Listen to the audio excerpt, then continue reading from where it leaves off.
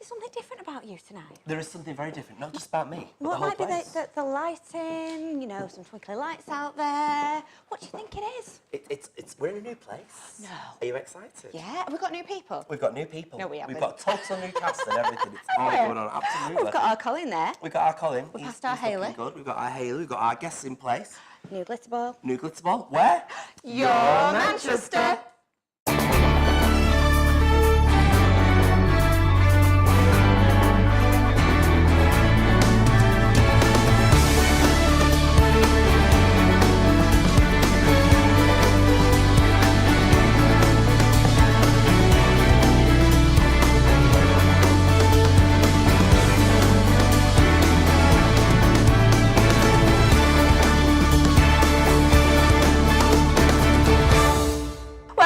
Welcome to today's Your Manchester. We come to you from our new studio in the heart of Canal Street. Yes, after all that Halloween spookiness of the past month, we've decided to give our studio a little breather.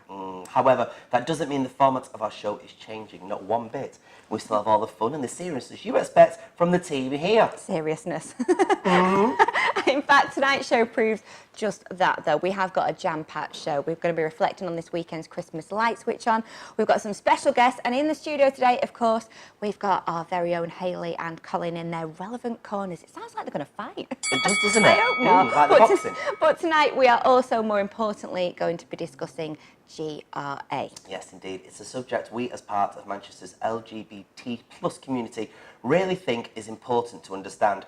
And whilst we totally understand there is two sides to every story, tonight we look at understanding why everybody deserves equality. But first up, we're going to be joined by our lovely Kris. Now, he went last weekend to the Christmas light switch on right here in Manchester. What was it like? It was amazing. It's one of the best nights I've had, and that's the first time I've ever been. So for me, it was just something very special, and obviously no one was covering it, but just to be there in person and up close and interview the people that I did, and of course, Heartthrob, which was Matt We should George. probably have a look at it then, shouldn't we? Yes. Oh, absolutely. Let's have a look at it.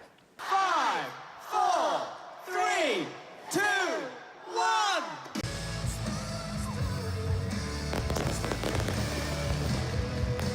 Tonight is one of my favourite nights of the calendar. It is, of course, the amazing 2018 Light Switch On. There is so many stars. Headlining, we have Jonas Blue, we've got the amazing Max George from The Wanted, and of course, the beautiful Cinderella cast, as well as Wicked. There's just so much to go, but there's one thing, I've got a backstage pass. I think I want to go and speak to some stars. Let's go.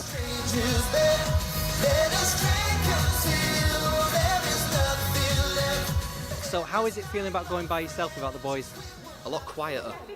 Yeah, a lot quieter. At first it was. I found it pretty strange, just like doing the radio tours and stuff like that, because sort of in a car and like You miss the people. Yeah, I do. Yeah, but I'm getting used to it now, and because it's like my own record label, we have I've just employed a load of mates to do stuff. So like my tour manager is my best mate, so that keeps it kind of wanted-ish, I guess. So you're performing tonight for your Manchester crowd, your hometown. How does that feel for you, mate?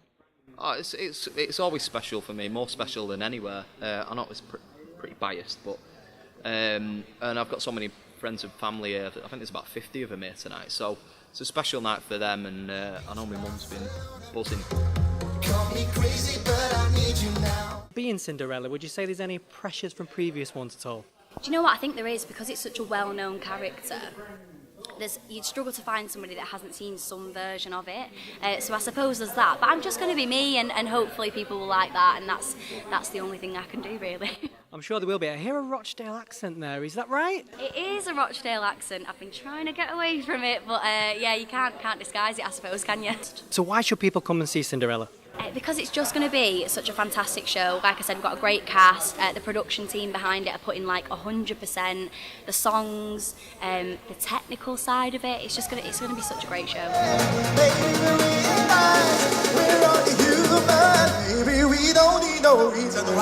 Thanks, Kris. Now, GRA stands for Gender Recognition Act, and it has been in the press a lot as striking a divide between the trans community and feminists across the country. Yes, indeed. One protester present in Newcastle said, "No one has the right to tell you how to identify. It's up to you." However, one feminist protester said she was shocked by the level of vitriol. She went on to say, "I don't like being in a stairwell where I'm frightened I'm going to be pushed by a man in a balaclava and a mask who's telling me that he is a woman. And if I don't accept that, I'm a Nazi. I don't think flagging this up as a substantial problem. I don't think trans women are women. My values are in line with protecting girls." And so the debate goes on. So here to help us further understand this issue, please welcome our guests, Hollyoaks actress Annie Wallace and Mr. Tony Cooper, village licensee, former trustee of Sparkle, the National Transgender Charity, and the founder of the National Transgender Memorial. Welcome to you both. How are you? Hiya. So what's going on then? What's the big kick-off all about, really? How long have you got? We could be here all day. We could be here all day talking about it. Why is it suddenly come to everybody's attention now to make such a big thing about this? Well, I mean, it started with the fact that the government announced a consultation.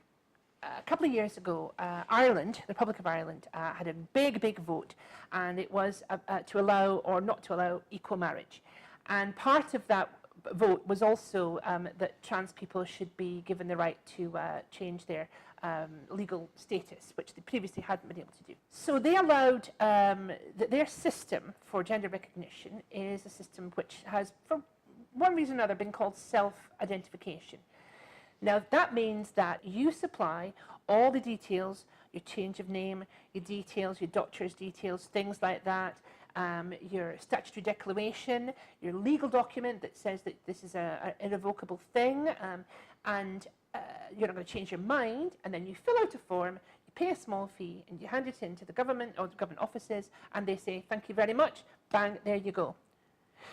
In Britain, we have a similar system that you hand all that in, but once a month, 6 or 7 people sit in a closed room with absolutely no minutes and no accountability, and they look through all the applications and they go, yes, no, yes. There are even people who have been transitioned socially and actually surgically, who have not been given a British gender recognition certificate purely because they didn't have the right paperwork. And some of the arguments from the other side are ridiculous. Yeah. Absolutely ridiculous, because the GRA, most of the arguments that they're using about using changing rooms, etc., they're not even part of the GRA. No. They're already covered under the Equalities Act anyway. So they're dragging This is we can use any changing room wanted, is it?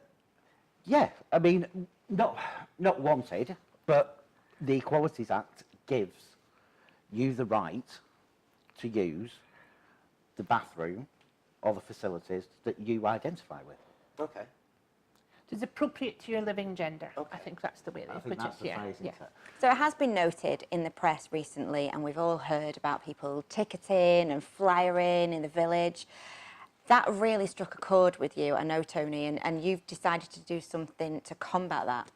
Well, yeah, I mean, they were out, the other side were out, they were fly posting, graffitiing toilets. I mean, not just around the village, I mean, around the whole of the city centre of Manchester. And it was transphobic. What they were doing was transphobic, and they were attacking trans people in their safe space. And we weren't prepared to let that happen. So we put up, right across the village, virtually every single venue turned around and supported and put up "No turfs on our turf" posters, and have put increased toilet checks, etc. And elsewhere in the country. Yeah, and that spread. That spread to Bristol, to Coventry, to Birmingham, to Newcastle. I mean, right across the country, people were taking up these posters and saying, actually, you're not going to do it in here either. So we've, it's a great response for something that was really hurtful. It's a shame that, local news outlets like Mancunian Matters pick it up and publish headlines. "Village divided over turf wars" was the headline, which was absolutely false. Because the village isn't divided. It was absolutely false. Absolutely Villages united false. on this issue. Yeah, there is nothing more that has united the village for a long time. Yeah. Headlines like that, turning around and saying, the village is divided. Trust me, the village isn't. And let's not forget, Manchester Pride was led by a conglomeration of groups, of feminist groups, who were basically going, you know, L with the T, and Yeah. you know that was something that was very big in this year's Manchester Pride. Is that our fabulous lesbian friends and colleagues all came out in support of all the trans hatred that's being given to people at the moment. And one of the first venues to contact me for a poster was Vanilla, which, you know, our amazing long-standing lesbian bar on the village. One of the first venues to contact me for you know, so the support's there. There is no division. The most important thing is we will not put up with that kind of hate on our village. No. So we know the consultation period has now ended. Whereabouts are we now? Are we expecting some kind of response anytime soon? So it looks like the response is due in the spring. We've got a couple of other little consultations that are going to happen before then. So we've got a consultation for our non-binary friends, and we've also got a consultation for intersex people as well. So those are going to happen, and the response for all of them is supposed to be in the spring. I think that's very much going to be a political thing. It seems very much driven at the moment by Theresa May. If we've still got Theresa May in the spring, I think we'll get a result. If we haven't, then possibility, without a change of government, it's going to get kicked into the long And what's grass. the ideal then? What would you like to see happen? Adopt the island model and shut up. Yeah.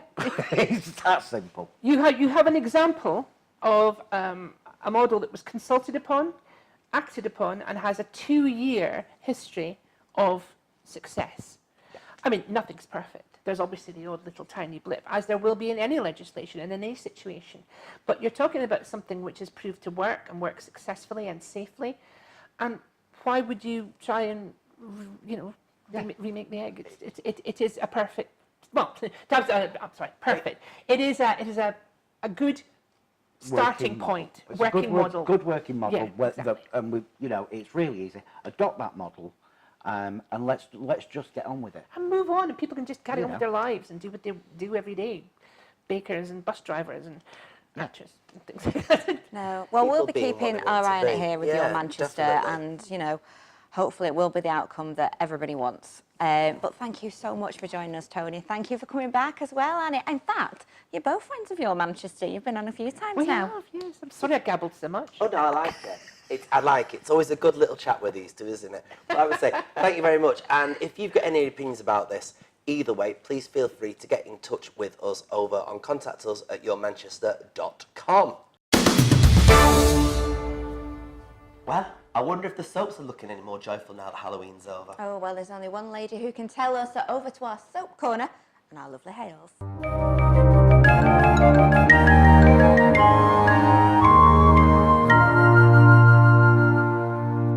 Hi, I'm Hayley and welcome to my new soap corner. So we're going to kick off over the Pennines today, and in Emmerdale this week, Lauren dumps Bob in front of an audience. She just can't handle his stripper routine. Kane asks Debbie to come back to work at the garage, and on Friday, Charity tries to console Debbie when she talks about Joe. And Rishi's exploits, they go viral. Now back over the Pennines this way to our lovely Cobbles, and on Friday, Nick's mystery woman Elsa arrives, watched by Carla. Now Carla gets Nick's address from his sat-nav, but she is surprised by what she finds. Leanne is ready to give Nick another chance too. Do we smell trouble in paradise? Meanwhile, Tracy agrees to go for lunch with Steve on the condition he sorts Abby out with a job. Kate suggests to Rana that they should do some baby research, and Gina is absolutely gutted when Tim is delighted that she has joined a dating site. Will they embark on an affair with our Sal behind the bars? That's it from me, and I'll see you next time. Bye. Well, that's it for tonight's show, but on Tuesday we are going to a very special event for my bad mums. Indeed. We've also got Sports Corner with the welcome return of our titters. Hurrah! And also, we are going to be remembering to celebrate the poppies with Remembrance Day just around the corner. So make sure you subscribe, and thanks for watching Your Manchester. As you can see right behind me, the Weeping Window it's called, is such a beautiful sight, and it's come to join us in Media City in Salford for a very special occasion. Now basically the poppies are absolutely beautiful to look at, but it's quite emotional being here and obviously seeing them as well. Now these poppies are the same poppies that was from the 2014 from the amazing Tower of London. Now I went there, I saw that, it was very special, but to see them in Salford is just something extremely special. Now the poppies are made by designer Paul Cummins and also the artist, which is Tom Piper. Now when you come and look at these poppies, you really see them for what they are. They are just a pure beauty, but there's a lot of emotion attached to this site as well, especially while these are here. And it will be bringing a lot of emotions coming up, especially for World War I